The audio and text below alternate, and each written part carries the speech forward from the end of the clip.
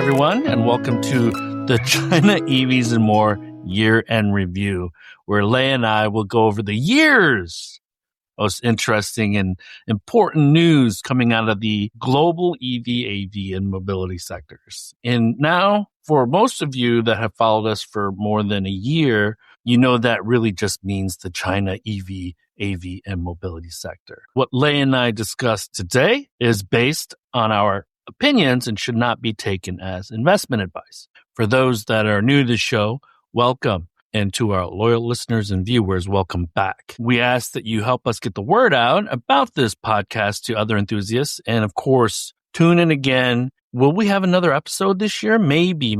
Probably this is the concluding. Okay. So that must mean that the first episode in 2026 is what to expect in the year 2026 episode.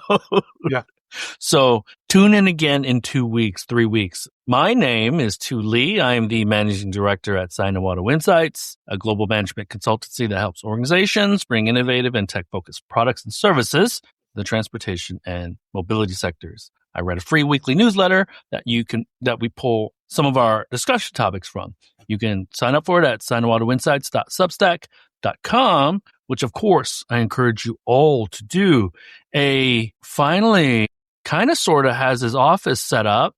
Lei, can you please, and been studying for this episode, Lei, can you please introduce yourself? Yes, sir. Good morning. My name is Lei Xing, former chief editor of China Auto Review, and this is episode 232. A Merry Christmas, Happy Holidays, Happy New Year. How did this year go by so fast? Episode of China EVs and More. And I've got my crew neck on in the holiday spirit. This is actually my daughter's volleyball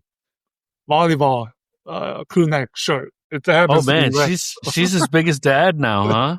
Wow. Yeah. So 2025, how do we begin? I mean, we've done this. We started in 2021. This is our 5th year of doing It's 5 years, man. Yeah.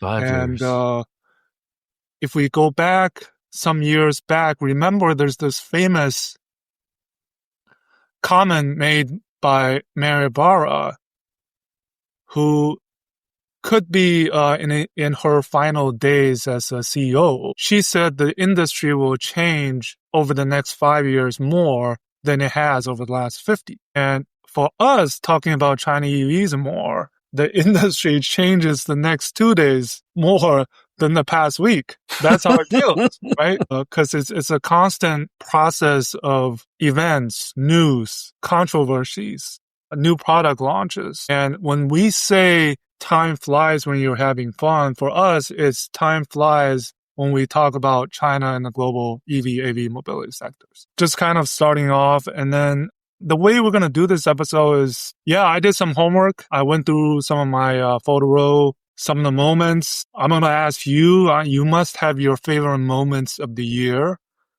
when it comes to China global EV, AV mobility. I do. We can do this chronologically because we can go back to CES in January 2025 all the way to the present, and kind of look back at some of the notable news, events, persons that we talked to, products that we experienced. That we can do that. Am I going to cry? Am I going to get nostalgic, Lei? Because I can't think of what happened 2 months ago, let alone the last year. Because when you said all that, I thought about us being in Beijing driving that Neo ET5. There's one moment with Brian Gould at CES, us having that round table in Shanghai. Let me get on my soapbox for 30 seconds. There's no one in the world that's doing what we do. And that's why we appreciate everyone that's listening and viewing and coming back. We don't advertise this show. We should, because there are a lot of posers out there that think they know or tell you that they travel, but they don't. We don't see them in China. You and I have been in China this year. I was in China 6 weeks, and you were longer. So I appreciate all the listeners and followers that continue to be with us. Well, I mean, I'll take it a step a little further. We don't know everything. We're still learning ourselves. So, and because it's a complicated world, literally and figuratively, in the, in not only in the EV space, but politically, right? Geopolitically and economically, it's complex. And I think since 2023 that we've been able to go back. I've been able to go back, and every time I think going back is, we treasure our time there and we try to experience. And one thing you mentioned was, again, right, for the second consecutive year, we've driven a EV across the country. This time a Neo ET5 from Beijing to Shanghai. We swapped our way from Beijing to Shanghai without charging. That was one of the notable experiences of this year. And you mentioned talking to Brian Gu at CES almost a year ago. And the moment I'll remember is, you might remember as well, that had a consequence is, after our interview, the person waiting next to talk to Brian is by the name of Kurt Bachmeier. He's the VP sales of Magna Steyr. And guess what? 10 months later, they announced a deal for XPeng to produce at the Austria facility. And the other Chinese automaker is GAC Group. They're already producing in Europe. And that's in a matter of 10 months, but the discussions, I'm sure, went on for longer than that. So I think that's one of the moments that I think I'll remember, because, okay, we knew something was going to happen. It's just a matter of when. And then CES, I'll remember Zeekr was a packed house when they had the press conference at CES. Yep. We were there. Toyota had a big room, but they didn't announce anything. Akio Toyota got on stage, didn't really announce anything. I remember that. We went to the NVIDIA Jensen Huang's keynote. Zoox was still testing in Vegas, but now they're commercially operating. What a difference a year makes Right? in the autonomous vehicle space, huh? Oh, yeah. If I had to choose, I mentioned some of the keywords I will remember. I think definitely 2025 shaped up to be, I would say, in anticipation of a bigger robotaxi year in 2026, because we heard so much about robotaxi, what happened, not only in terms of collaboration, right? Neural, Lucid, Uber, Baidu, WeRide, Pony, they are expanding further out of China and working with some of these mobility providers outside of China. Baidu just announced Uber in London. So I think it was a year of that might be the coolest city outside of San Francisco, Lei, because London also has Wave. So it's a three-headed monster, Wave, Baidu, and Waymo. And then I think CES earlier this year, it was a lot of China factory actually. Li Automega was there. It was displayed with the part of the Dolby Vision Atmos. Great Wall Motors were there. Great Wall Motor booth. I remember the hottest product on display, or the people most interested, was not any of their cars. It was that motorcycle. You remember? Yep. And by the way, right? For those going to CES, rumor has it there's going to be an ET9, a Neo ET9 at the Dolby booth. Well, I mean, not that surprising to see, piggybacking on other brands, to have Chinese vehicles on display. So I think CES was fun because it was your first time. It was my 8th time. But I think despite the wall, both 100% EV tariffs and the ICV ban, they're still coming. At least branding-wise, showing the tech. They need to come. Yeah.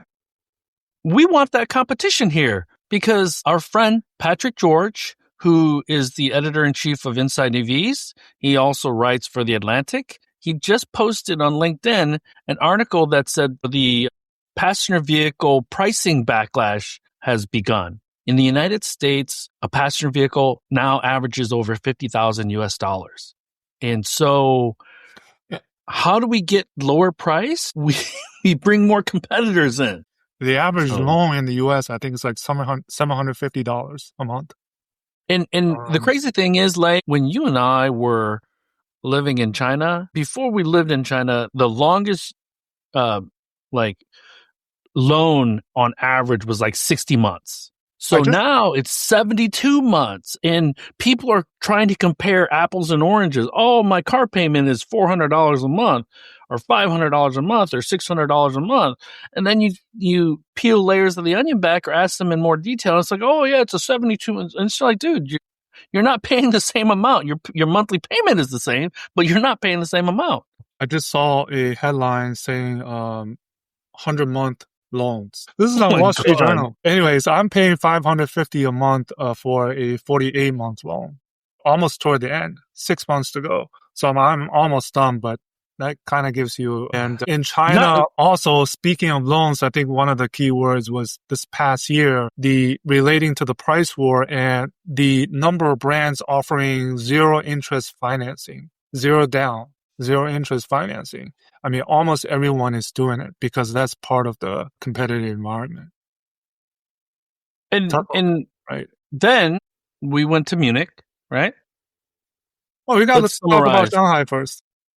Oh, yeah, okay. Let's talk about Shanghai. Well, we're jumping around a little bit, so let's just go with some of the numbers because I normally don't take notes, but I'm going to take I took some notes because it is the year end, and one of the biggest themes this year was exports specifically into Russia, into Europe, into Latin America, Mexico specifically. And those are the three areas that have gotten a lot of Chinese exports, not only clean energy exports, but ICE exports. The UK also, with SAIC being a strong player due to its MG connection. And so one of the big things, Chery, BYD, Geely, big exporters, okay? When we look at the numbers, you hear about NIO, XPeng, and BYD entering these foreign markets, but it's really BYD driving the volume, okay?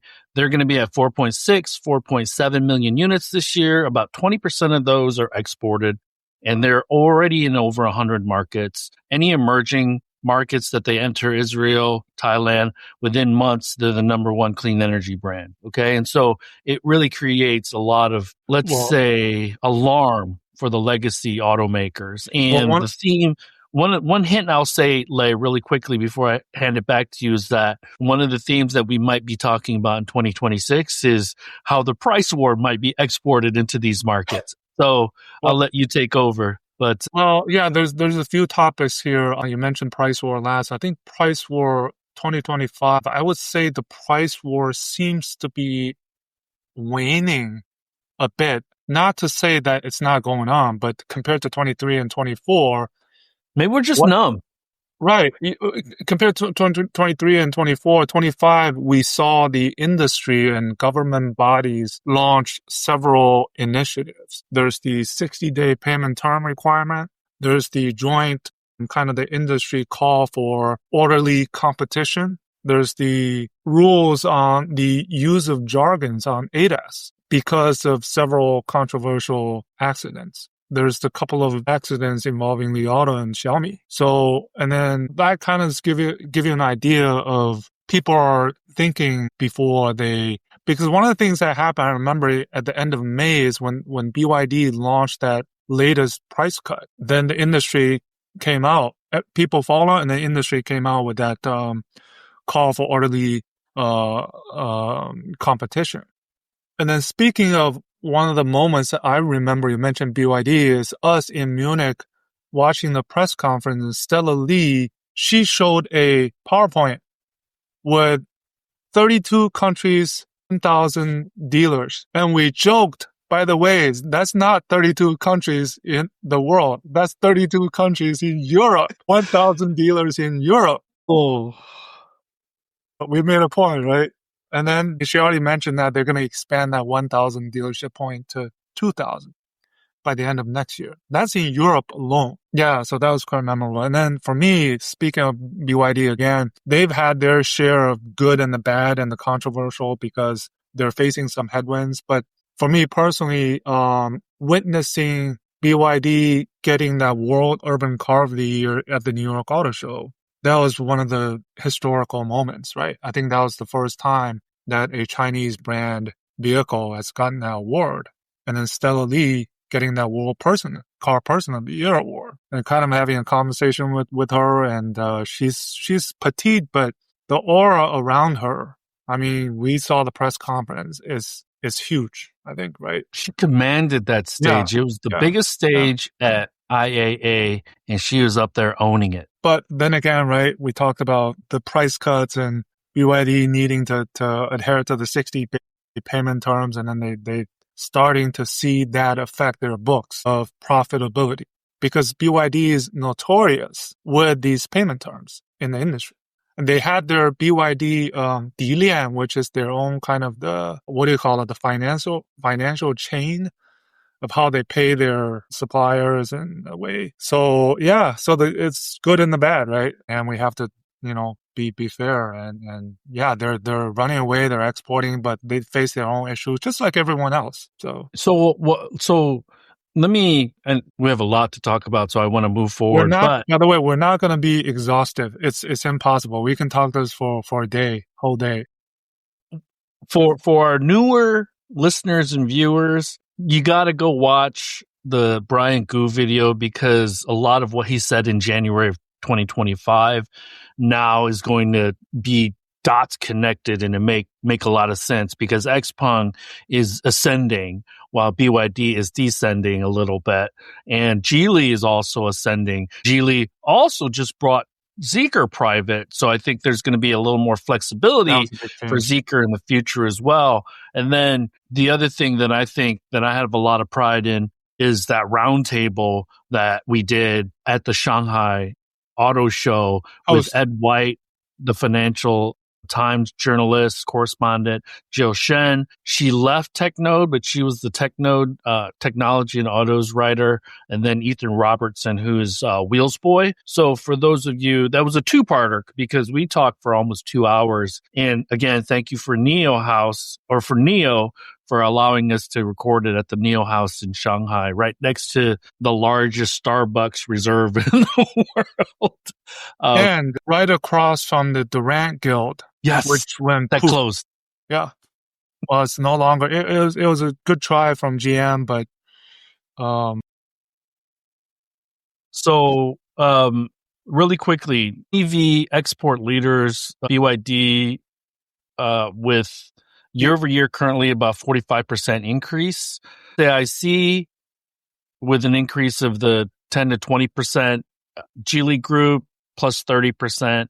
Chery at 250. Now, the important thing about Chery, they went IPO in Hong Kong this year. The big thing is about 25% of their exports goes to Russia.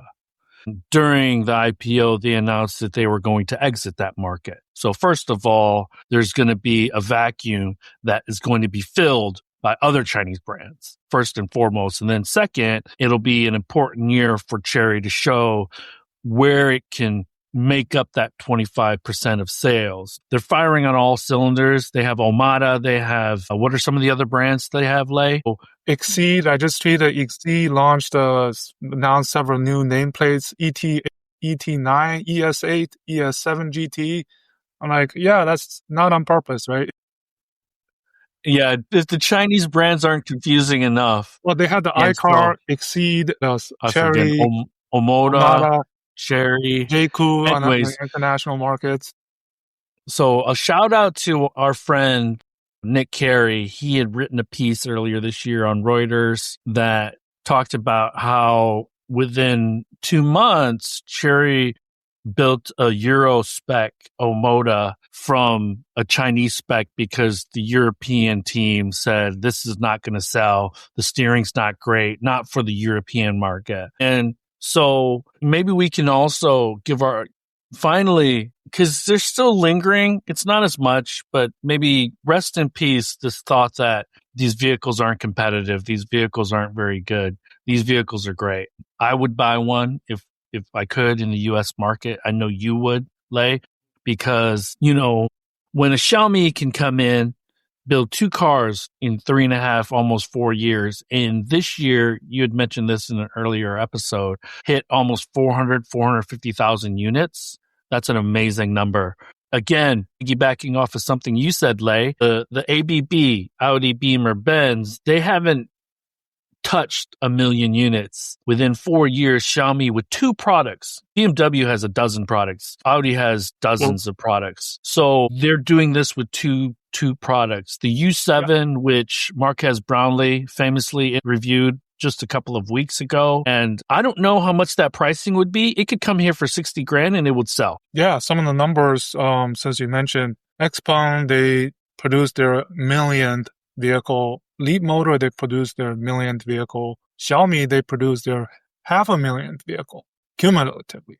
And these 3 companies have the potential to produce and sell either 1 million or close to 1 million next year. I think that's kind of mind-boggling because Xiaomi is only less than 5 years old in terms of their EV business. And Leapmotor already announced they plan to sell 1 million units in 2026. And then speaking of other numbers, I think the 3 numbers that will there's 330 million in 2025 that happened. One, in the first 11 months, China auto production's output and sales already surpassed 31 million units. Obviously, close to 6-7 million units are going to be exported. Chang'an just produced their 30 millionth vehicle in their history.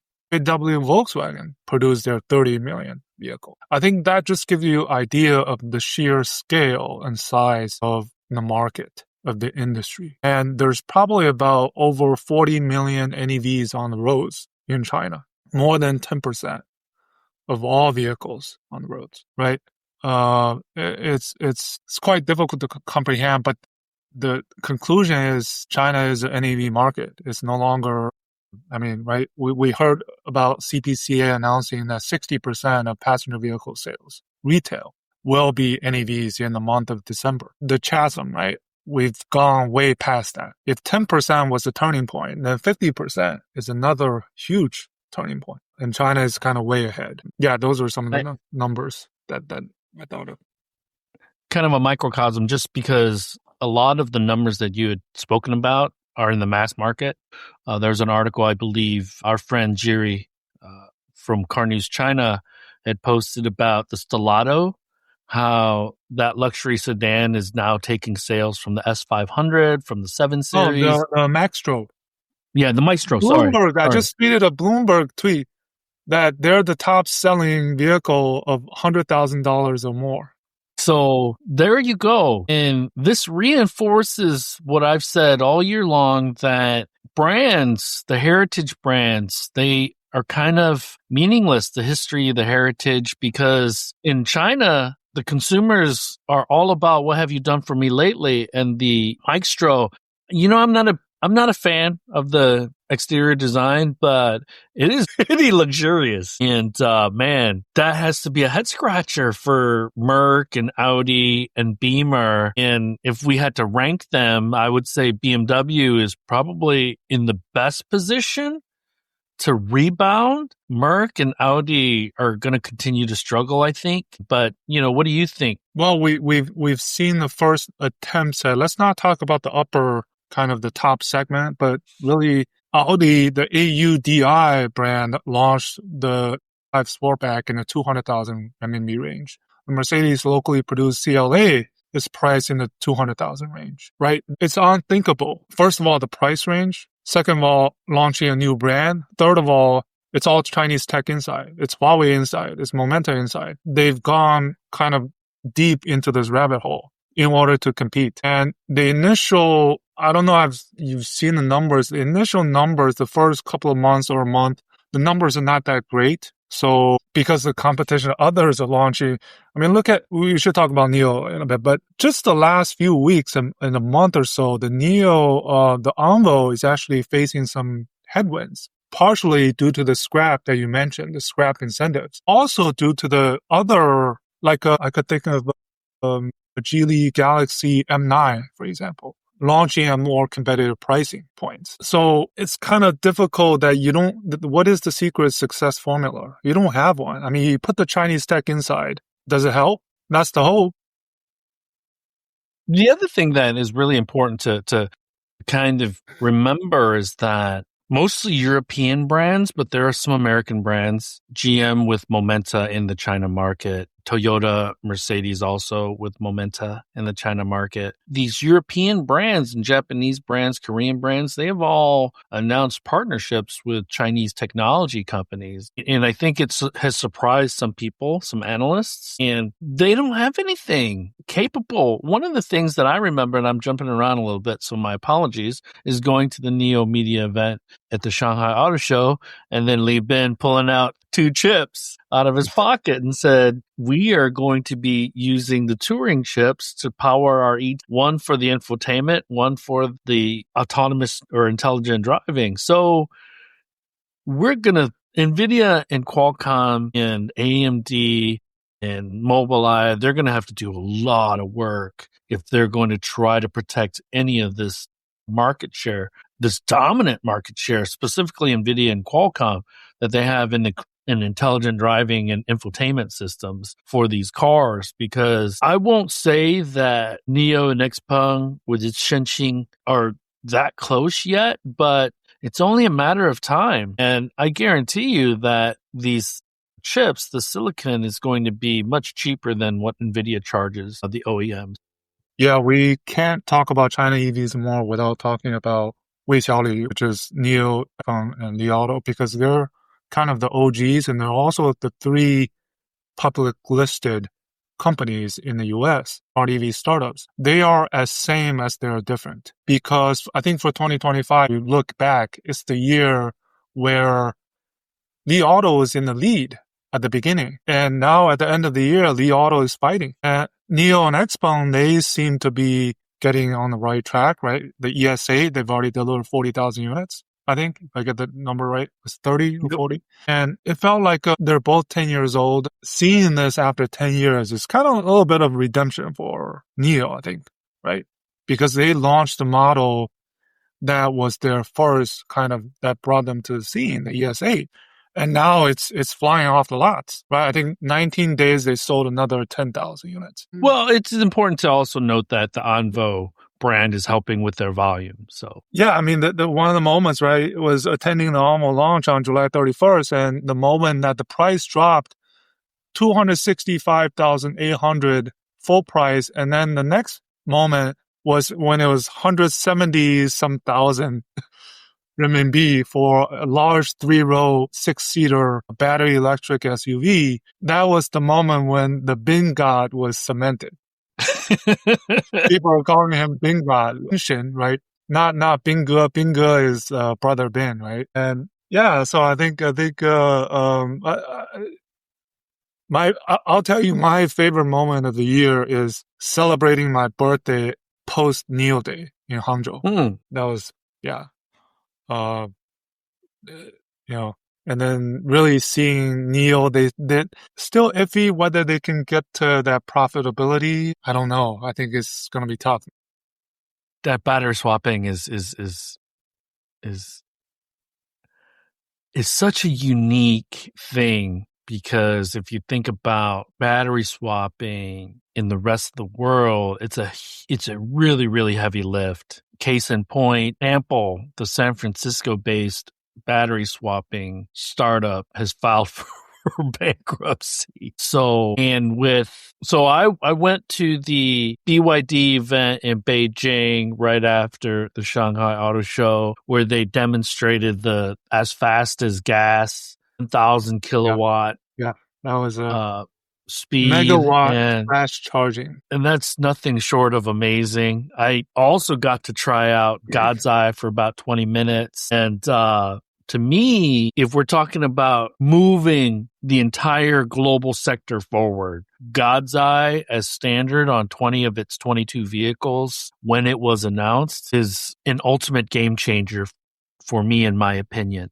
Yeah. I remember this was in March when BYD announced 2 things. One is the ADAS for all, which is the God's Eye, ABC, right? And then the megawatt flash charging 1,000 volt, and then 5 minutes get you 400 kilometers range back. And I kind of joked that BYD means don't have to wait. Following BOD, which means cheaper than gas. Yeah. The acronym BYD, we made some fun on that. Yeah, that was back in March. And then it was the Shanghai Auto Show. Shanghai Auto Show, obviously, again, the Shanghai Auto Show is where I think after 2 years, right, the 2023 Shanghai Auto Show is when these foreign automakers kind of the reckoning moment. And Volkswagen, they put up 3 words at their group night. It was let me check. It was discuss, decide, deliver. And next year is really the year for delivery for Volkswagen Group. They're set up. And well, they're going to start with the ID Unix, which is off of the XPeng platform. Yep. And then Audi, AUDI, both Audi and the 4-ring Audi, I think they put up some vehicles with Huawei inside. I think it's FL that has Huawei system inside. The other thing too is these legacy automakers, they put meaning behind in China for China. And the Shanghai Auto Show is also when this year, remember, it wasn't like Beijing where all these CEOs were checking out each other's booth and talking, and it was pandemonium. Beijing wasn't at Shanghai Auto Show because of that accident.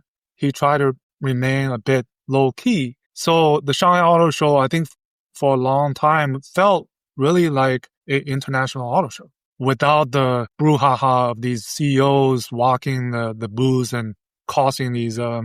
Remember the year before Beijing Auto Show, the whole hall where Xiaomi was at was jam packed, right? Yes. But I personally, what I did was in that line to get a hat from Xiaomi. I waited for about 30 minutes to get a hat. It just shows you, speaking of Xiaomi, that the fan base, I think their fan base has really helped them. Aside from, the Marcus Brownlee, he reviewed this U7 tech-wise, the vehicle-wise, right? He gave it A+. But the fan base is something that I think just holds Xiaomi. I mean, whatever controversies, whatever accidents, they're going to sell 400,000 units. And since next year, the auto show is in Beijing, I plan to, do a few things. It's right around the corner. I think it'll be fun. It's crazy, right? Right around the corner. Yeah. And anyways, what let me see here. The other thing that I wrote down here is GM and SAIC. GM had a $5 billion write-down on its joint venture with SAIC, right. SGM. And so complementary to that, because it's an American automaker, Ford launches an electric and a EREV Bronco, and GM alongside it launches an MPV, the GL8, in 2 versions, a business version and a family version, completely different, at least interior, exterior with the features. And unfortunately, they are not coming to the U.S. market. I think our friend Wheels Boy, Ethan Robertson, got to check out both Broncos. And so I'll be keen to speak with him, and we'll speak with him and figure out what he thinks of the Bronco for China. I actually posted it in my newsletter because I thought it was important that Westerners know that Ford is moving forward with clean energy outside of the United States, as they announced 2 or 3 weeks ago a $19.5 billion write-down of EV assets and failed contracts. While China is setting the pace, the legacy automakers are doing everything they can to get to the starting line in order to compete. Now, they're not competitive. You and I agree on that. What GM is doing, what Ford is doing, what Volkswagen is doing is not going to actually get them ahead. It's going to get them to the starting line where they hope the Chinese still are. But you and I know that even if the Chinese government is keeping a close eye on pricing and involution, the China market is still going to be pushing itself forward and setting the global pace. The Buick, Ford, Volkswagen, BMW, Mercedes, their vehicles, their branding in the Chinese market, I call it the Chineseification of these brands, because the Buick, the Electra sub-brand, the Ford Bronco PHEV and the BEV, right? These you cannot get outside of China. Yet they're American brands and they're Chineseified. I hate that word, but same as every other foreign automakers. And you don't have to be locally producing. I think I've mentioned this. You don't have to be locally producing to be localized. Renault, they have a China R&D arm. for their products outside of China. Porsche just opened the only R&D facility outside of Germany, and they will institute some of the locally developed functionalities into imported Porsches, most likely the Cayenne EV, and they're not producing. They're probably never going to produce because they're going to sell that less than 50,000 units this year in China. They're going to have to, they're going to have to perhaps shut down capacity in Europe because they've Volkswagen lost just so much closing sales. the Glasser manufacture in Dresden is the epitome of what's happening. Yeah. And we go back to profitability. I think, there's, I think a lot of headlines does say the Chinese are competing at losses, right?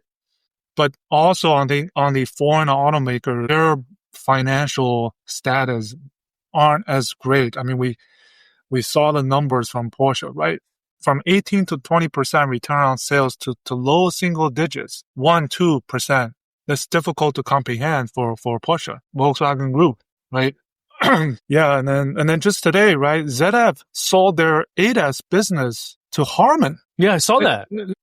I mean, we think about ZF, right? A tier one, traditional German tier one. They're in an ADAS place, and they sold it to Harman. Harman is what? Infotainment? Yeah, cockpit, well, right? Originally they're known for speakers. Yeah. And sound. So, yeah, nothing is surprising anymore. What you have to do to kind of survive, and yeah.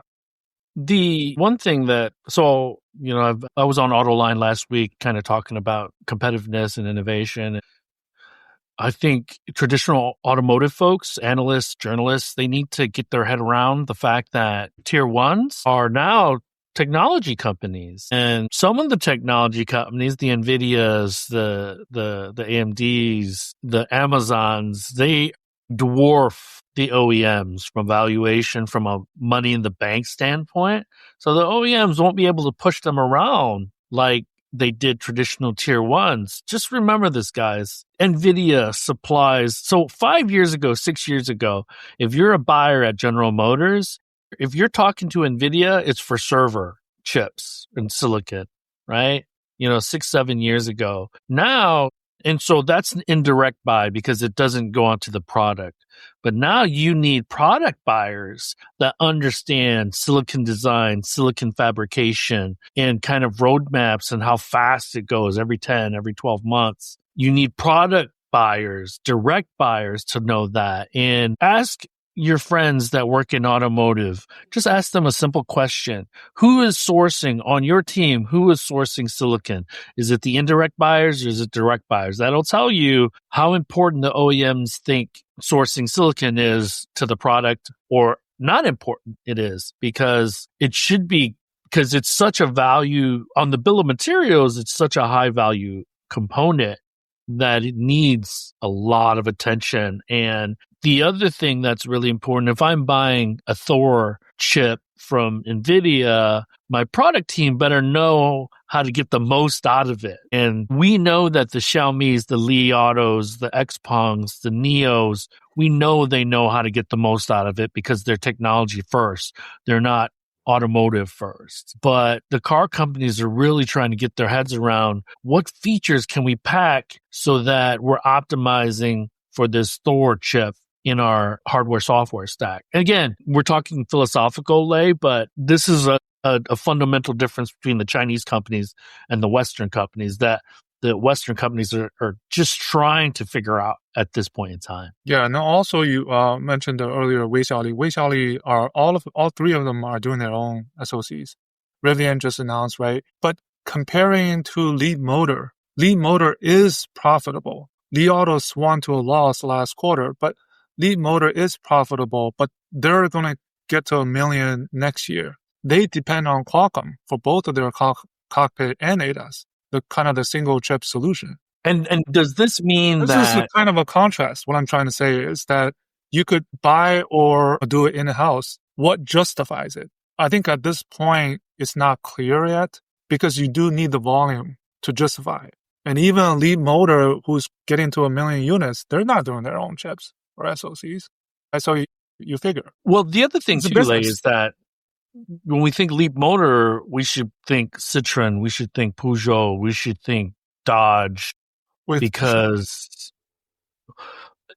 if I'm Filosa, I'm quietly looking at my components across all of these small car platforms and comparing them to Leapmotor's bill of materials for their small cars. Because what I really want to do is, if there's a great supplier supplying a high margin or a high cost driving component on the bill of materials, I want to leverage that across all of my vehicles around the world. Stellantis is one of the few that can truly do that, because they have French brands, they have Italian brands, they have, I want to say, do they have German brands? Anyways, but you know what I'm talking about. So this is where Stellantis really has a leg up on the competitors. Volkswagen, they're just completely different, because they're going to rely so heavily on Rivian for the US market and so heavily on XPeng for the China market.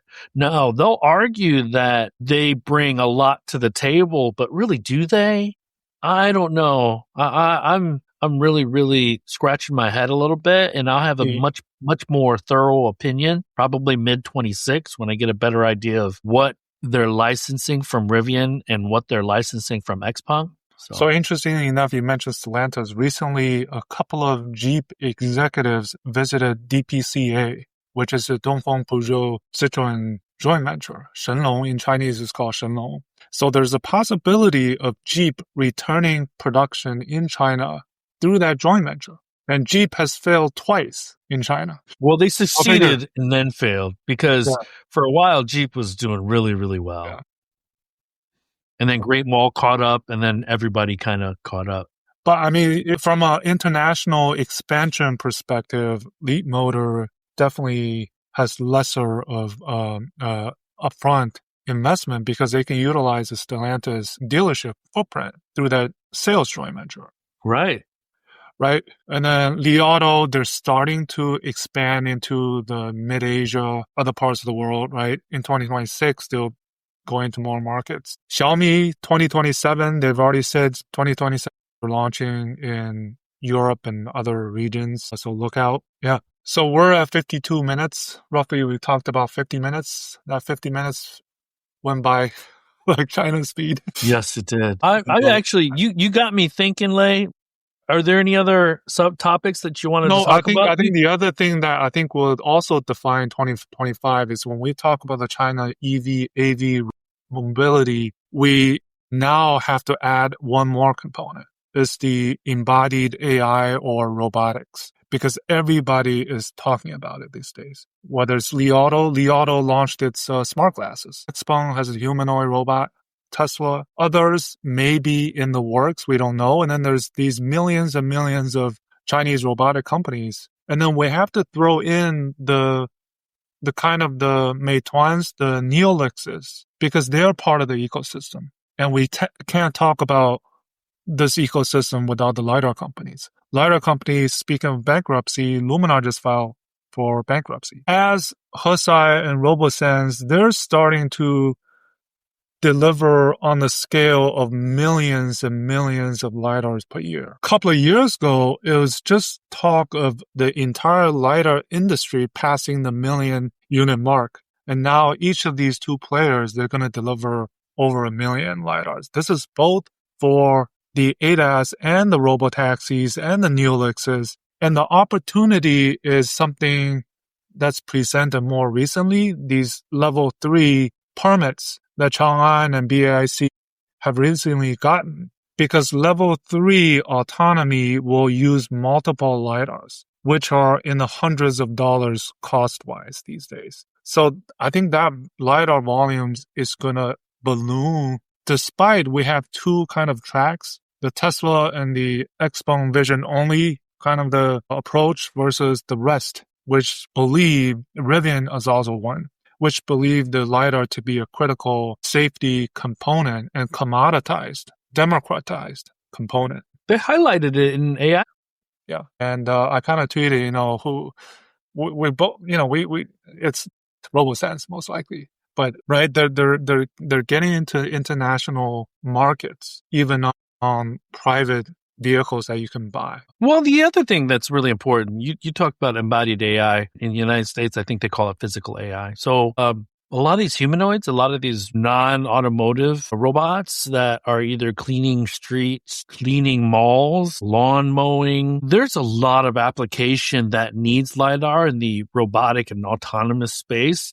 We are just talking about robotaxis, but think of defense, think of all of these applications where somebody is driving or controlling that. LiDAR now is going to be a part of the eyes for any, whether it's a Roomba, right? Like, there's all types of applications for these kind of things, industrial and then, commercial and private. But so they're going to be lower margin, but the volumes are going to be driven by all of these other applications because the automotive side is so regulated. It's going to be one of the things that is still unclear is what the policy and regulatory environment is going to be for Chinese technology on Western roads. We know in the United States it's been restricted, but if the Trump administration doesn't enforce it, now, what happens? And in the EU, I think they probably are going to have a much more robust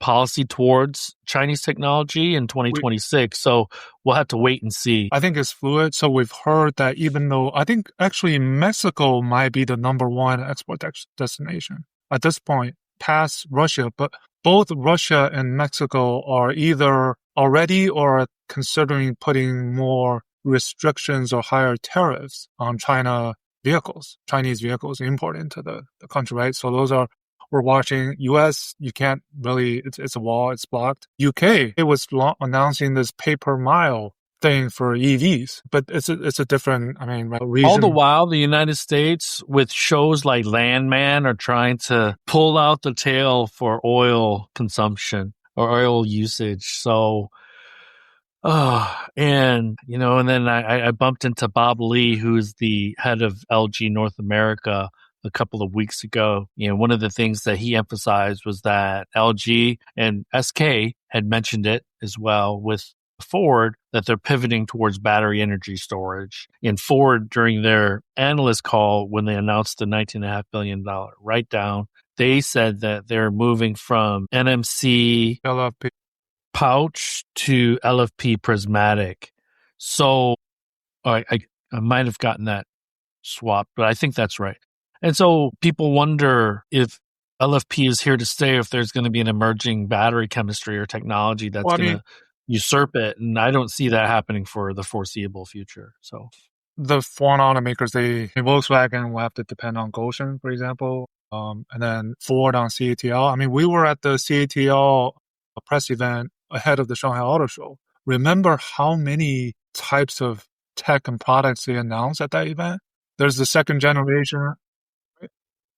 They kind of emphasized the three major business lines that they had, right? Yeah, so the sodium ion, the second generation Shenxing, super fast charging batteries, the LFP for heavy duty trucks, the multi-chemistry kind of the battery pack, C charging, right? And then I got to visit their the CAIT, which has their CIIC, which is the CATL Intelligent Something Chassis.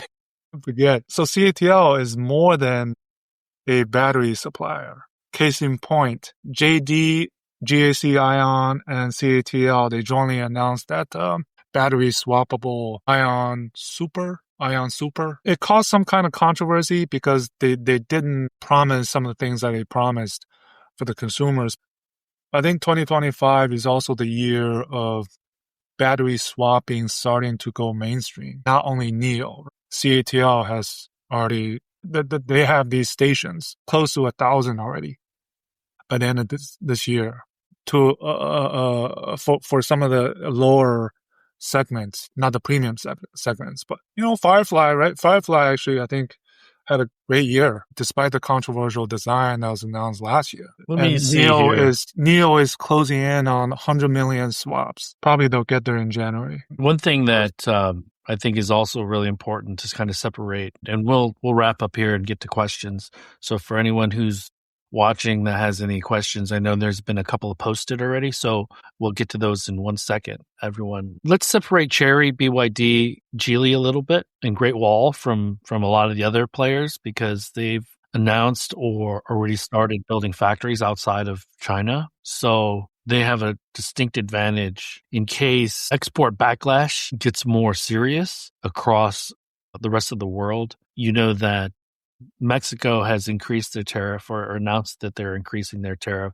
Brazil has increased their tariff. The United States is still at 100%. So these important markets for the Chinese are creating protectionism. The EU is a little bit different, but and it's typically schizophrenic where Spain wants more foreign direct investment because CATLs and all these companies are making it an electric vehicle and battery hub for Europe. And then while the labor unions in France and in Germany really don't want more exports. So we will get into this deeper in our looking ahead to 2026 episode in about 2.5 weeks. But just backing on your last comment is that while China moves further ahead, I think we saw EU is currently discussing walking back from the 2035 ban on ICE EVs.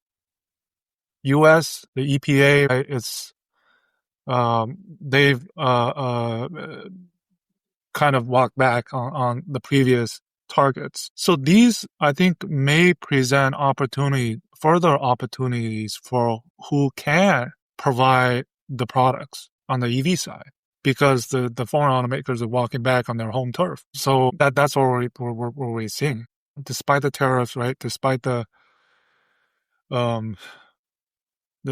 blockade, it hasn't stopped. I mean, because it has not. You're offering the products at the price point, at the features that the consumers are willing to buy. And we're reaching an inflection point, but in the next 5-7 years, there's going to be more Chinese companies that are building outside of China. I think also, just maybe close off of it, 2025 is also the last year of the 14th five-year plan, which in China, every 5 years, there's these economic and direction-wise of what the country wants to achieve. We heard about the 15th five-year. So 2026 is starting the 15th five-year plan. And obviously, Kaimen Hong, auspicious start. People want an auspicious start. And we talked about the scrap subsidies possibly coming back in 2026 because there's also the economic pressure of domestic consumption that we all know it's not like what it's before. The real estate market in China is weighing heavily on the economy. That's one of the factors. I'm a personal example. I sold mine last December, a year ago. And since then, how much have the housing prices come down? I don't know, 20%, 25%? I guess you're lucky, huh? Yeah. That you got out when you did. Yeah. So, Lei, pose this question to the audience, but I'll let you answer it first, and then I'll read some of the comments. Car, and this is kind of unfair because I think if we go to China, we could just ask them and they'll let us borrow it. But currently, what car would you buy? Would you try out for a week if you could? Car with Chinese brand. Oh, that's crazy. I don't know. Maybe get we've done XPengs, we've done Neos. I don't know. Maestro, baby. Maestro. Well, yeah, that's over the top. I don't know, like something like a Leap Motor D19 or something, or one of the Huawei. Actually, one of the Huawei brands is definitely on the bucket list. Yes, I think I wouldn't mind trying out the Yangwang. You see what that's all about. Which one, the SUV or the sports? The SUV? The sports car, I would just get into an accident. I don't need to be getting into an accident. The other thing I think I remember happened this year was iShowSpeed, right? The top streamer. He went to China in March. I think people all over the world kind of saw through his lens what China was about. And he was actually in one of the Yangwangs. So that's the thing. That triggered, Lei, these Chinese brands to reach out to all these KOLs that are on TikTok in the US. Marquise Brownlee, right? He revealed. Yeah, so So they are infiltrating the U.S. market, whether the U.S. government wants to or not, trying to enter the minds of young people, which I think is a brilliant, brilliant idea.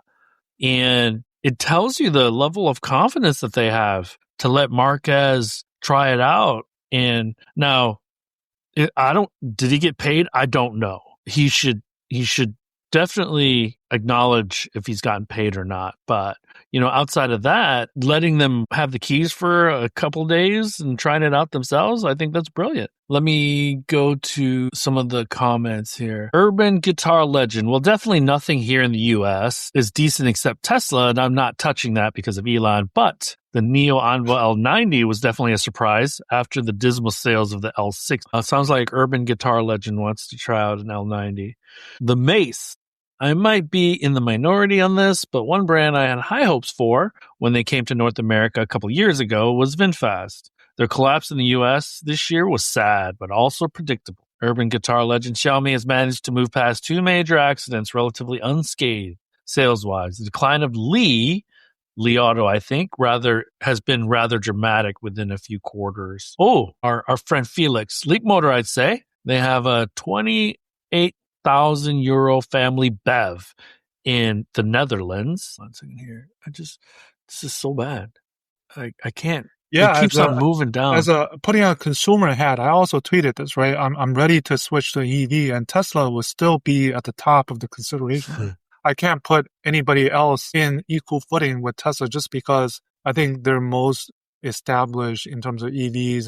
And if I do get it, I probably will try FSD. It looks like it's interesting that we didn't talk about is because of the robotaxi. Supposedly, they're now testing the robotaxis without the safety drivers in Austin.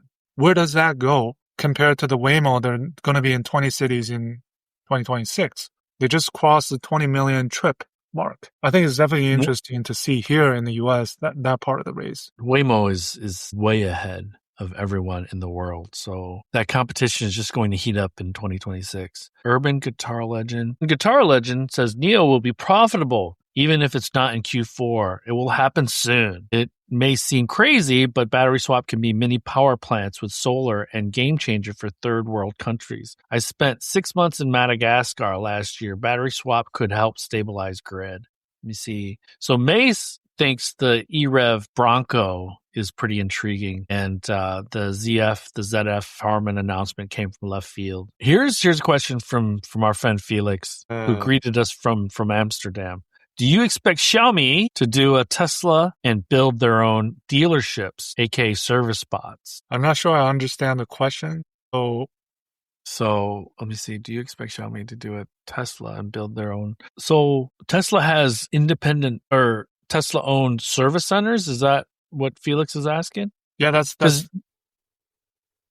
remember in Beijing they had that huge one that they launched several years ago now. So I think Xiaomi will partner. It's a pretty heavy lift, and Tesla is a $1.5 trillion company. So I don't know if Xiaomi has that level of capital that they would go alone. The brand is recognizable, but not like it is in China where it is ubiquitous. That's my thought. Yeah, currently my understanding is Xiaomi's services, they're not that greatly widespread.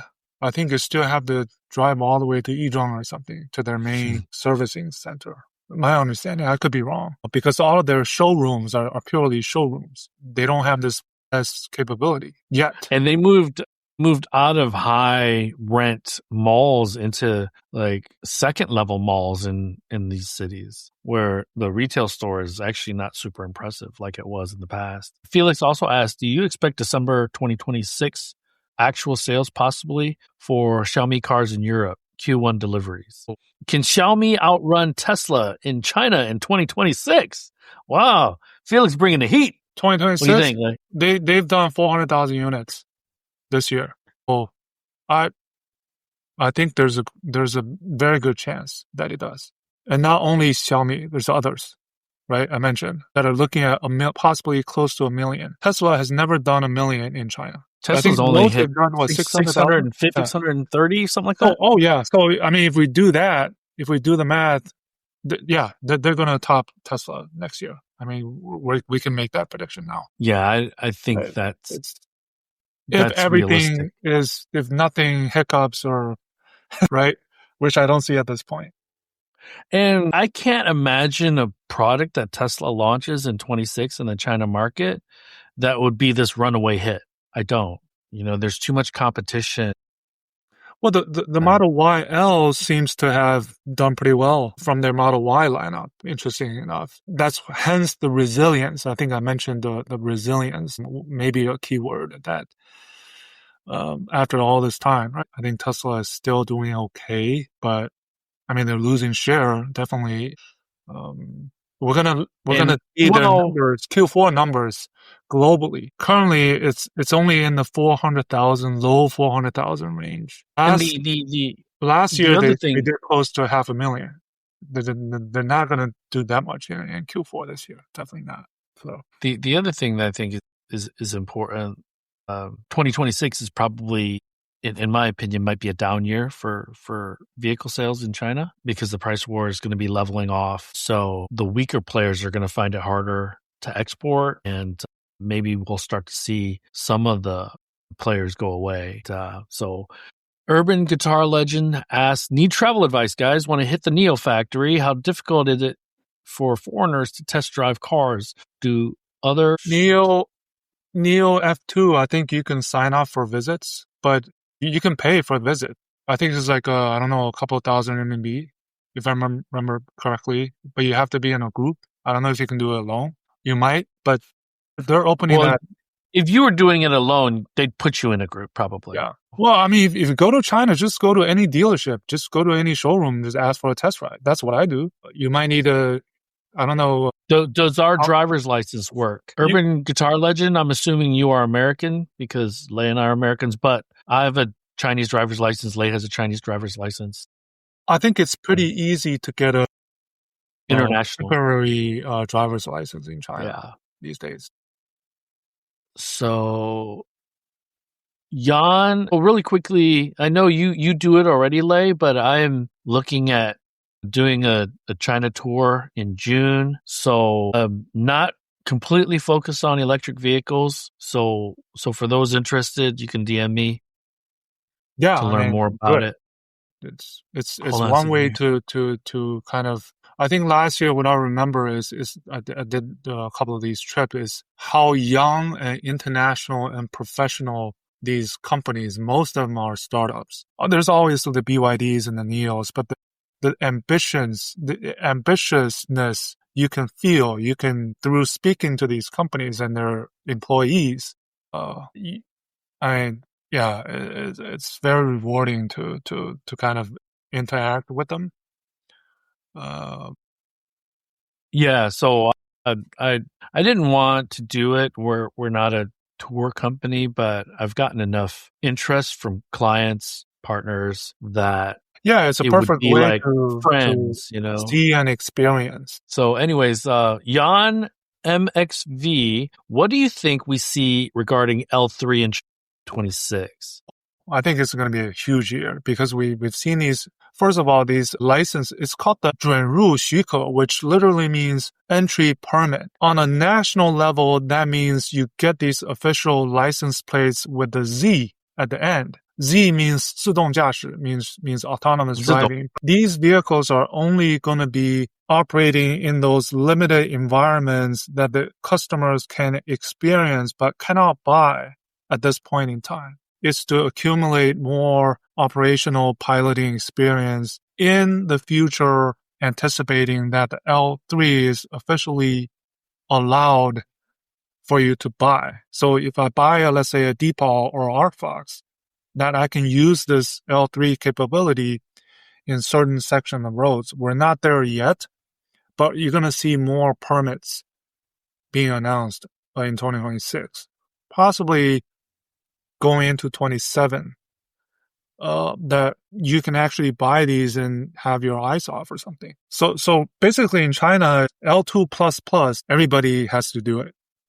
XPeng talked about launching 3 models in 2026 of the L4 Robo. And then in between, we now have these basically L3s. different sizes. Sizes. And in China, the difference is 自动驾驶 versus 辅助驾驶. In the English sense, it's automated driving, which is the assisted driving, versus autonomous driving, which is 自动驾驶. That makes a huge difference because of, I think the OEMs now, they have to be responsible in certain scenarios. So it's starting That's to the happen. interesting thing, though, Lei. They want to push the envelope and be able to say they're first, not only individual companies, but the country of China. I think it's going to be very limited to begin with. I think it's going to be very slow moving, like in traffic jams and things like that in the city. I don't think you're going to be able to do it on highways like right away. Yeah, they're only, for example, the depot is only allowed single lane. You cannot change lane under 50 kilometers per hour on an expressway in traffic conditions. That's the ODD at this point. And again, you're not going to be able to do it because there'll be a limiter, and it's not like FSD in the United States where you just turn it on. FSD is still L2++ at this point. Right. And I think FSD going to L3 in China is going to be extremely challenging and expensive. Well, that's an area to watch also, where does Tesla go in terms of FSD in China? And does that... Because FSD to the Chinese smart EV startups. XPeng He Xiaopeng, he tweeted this. He put up a moment saying FSD is still the gold standard, right? He's saying that. He's saying, I'm reading in between the lines saying the non-Chinese version of FSD is the gold standard, not the Chinese version. And it's almost a backhanded compliment because in China, XPeng has the full level 2++, and you and I have tried it. It was almost a year ago now, or 2 years ago now, but I was pretty impressed with the G9 when we drove it. The software is much better now. But the Mace asks, are you guys planning to attend CES? Yes, we are. I will be there starting on the 3rd, and I'll be there for a few days. I think you're also going to arrive in the 3rd, Lei. So CES is where you see China. Yeah, if you want to get a hold of us, feel free to get in touch. SSJJ005, he's a pretty loyal viewer, so thanks for continuing to be a part of the show. What's with all the new models by Chery, naming them even ET9, ES8, etc.? Can you use existing name in China?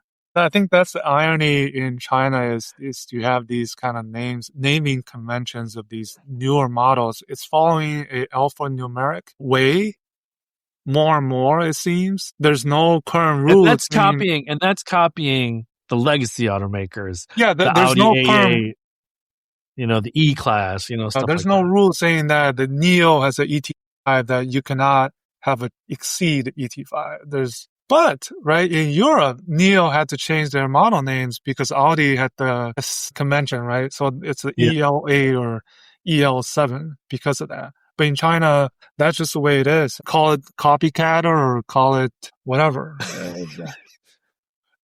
They did that for the legacy automakers. And now they're doing it with each other. It's more confusing. It's more fun. It's let them do it. What the heck? No, but don't get me wrong, Lei. You know that Neo's like, what the hell, dude?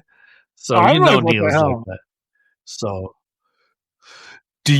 Borg, do you expect total China NEV retail sales to continue to grow at 20% in 26? Well, that's the thing. You mentioned that we may see kind of a down year. Well, it depends on what happens to the export, right? 7 million, over 2 million of that are NEVs exported. Depending on how the domestic incentive for consumption for next year, what kind of incentives are announced, I think that could be a huge factor in terms of the market going up or down. Remember that we are at around 50% take rate. So, I feel we've reached the inflection point, and it's going to start to level off a little bit because the market is 25, 26 million units. So half of those, it's basically the EU. There's NEVs, like 12, 13 million NEVs in the China market. To get to 15, 16, 17, over 60, 70% market share is going to be pretty challenging just because the lower tier cities are probably more comfortable with like E-revs than they are BEVs. So, but we'll see. I think we'll have a good idea March, April, whether or not there will be incentives administered by the Chinese government due to the weakness. We can say January and February are kind of a wash just because it's the beginning of a new year and Chinese New Year. Then you get to March and April, and I think you'll start to see whether or not there is like a foundational or systemic weakness in the passenger vehicle market, and that's when the Chinese government will likely assess whether or not they need to put their thumb on the scale. So I think it's also natural that when you have a high base, growth in some percentage slows down a bit. Okay. You're not going to double 15 million, right? You can double 2 million, 3 million, 4 million. You're not going to double 15 million, right? So Felix says, BYD says 300,000 vehicles out of Hungary at some point. They say Q2 will start mass production of Surf. Do they reach 50K Surfs in Q3, Q4 combined? Very well. It's possible. 300K sounds like a lot, to be honest with you. Well, for the first year, yeah. Yeah. So I think that's pretty optimistic. Just because if you think about it, Felix, the legacy automakers in 26 will have more products that are competitive, hopefully competitive. The MEB Plus will start launching vehicles. XPeng is going to have a better idea of their strategy and kind of penetration into the international markets. Leap Motor as well, you had mentioned, has a really strong player at 28,000 euros. Again, talking about exporting the price war, we could see that in Europe in 26, but that's something we'll talk about more in about 2.5 weeks. Ran the Sino says Zeekr. He'd like to try Zeekr. So luckily, I'd gotten to try the X and the X9. The MPV is the 9X. Yeah, well, the SUV is the 9X and the MPV is the 009. 009, yeah. So I got to try the 007 and the 009. See, I'm getting confused with these product names. Yeah. So anyways, urban guitar legend, Tale of Two Cities, but definitely the Neo ET9, and on the other end of the spectrum, the Neo Firefly. You got to at least give us a top 3 to try, LOL. Okay, I can do that. Top 3? Yeah. Just one ain't gonna do. So what are your top 3 if you said, which cars did you say, Lay? Well, so urban guitar legend, if you haven't driven a Xiaomi, you got to do a SU7 or a U7. That's one. I think Lay and I agree with that. And if you haven't driven a BYD, try a Han or a Tang, the newest version. I think you'll be pretty impressed with those. They're about $35,000, $40,000 in the China market. And I don't want to speak for Lay, so Lay, if you have different... I'm going to throw out some curveball. Try one of these Audi E5 Sportback or Mercedes CLA and compare. And see where... Maybe the Ford Bronco. And see where they've caught up or where the difference is. I mean, that's what I would want to do next time I go back, right? Because I haven't had a chance. Oh, I'm definitely going to try out the Bronco. So I said Xiaomi, I said BYD, and Lay said, let's try a foreign legacy in the local market. Buick Electra L7, right? Yes. So Felix says BYD is partnering with existing dealerships. You see here. Worth noting. Wow, we got a lot of comments. Yeah, that's good. A little bit of marketing and some nurturing. We'll be better in 26, I think. You and I need to make more investments in marketing this, Lay. So Board 95, worth noting that Tesla robotaxis didn't have an issue during the recent San Francisco blackout, whereas Waymo vehicles did. Yeah, that's important. Yeah, that's a big headline of, But I look at that as more or less growing pains that Waymo will remedy pretty quickly. I don't look at that as any showstopper for them. Here, I'll do this, and then urban. Thanks, Felix. Looks like that's it. Lane, we did it in about an hour and a half, so kudos to us. Pat on ourselves on the back. All right. Yeah, I mean, just we just riffed, right? Yeah, well, yeah, I normally don't have any notes, and I only peeked at my notes for first. Yeah, I mean, hopefully it was an orderly riff, not a riff. No, it was kind of messy, I think. But everyone, yeah, love the engagement. Hopefully, we and you will be more engaged in 2026. Happy holidays to everyone around the world. We have downloads in over 100 countries. So we know we have a very, very global audience. So thanks again for joining us, being a part of our community, being our friends. And Lei, I will talk to you on DMs, but brother, it's a couple days till Christmas, so happy holidays. Hopefully you've been good so Santa can come give you some great gifts. Well, I've already got this big gift here, so I can't complain. Yeah.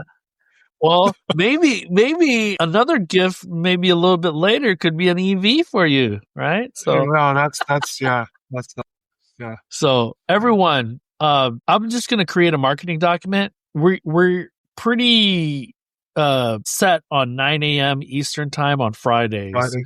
So if there's a ton of heartburn for that time and date, then I have some flexibility, but our priority is engagement. So if that's a bad time for a lot of you, you let us know. Just message us too at China EVs and More, Lei at ChinaEVsandMore.com, and we'll try to accommodate where we can get the most engagement.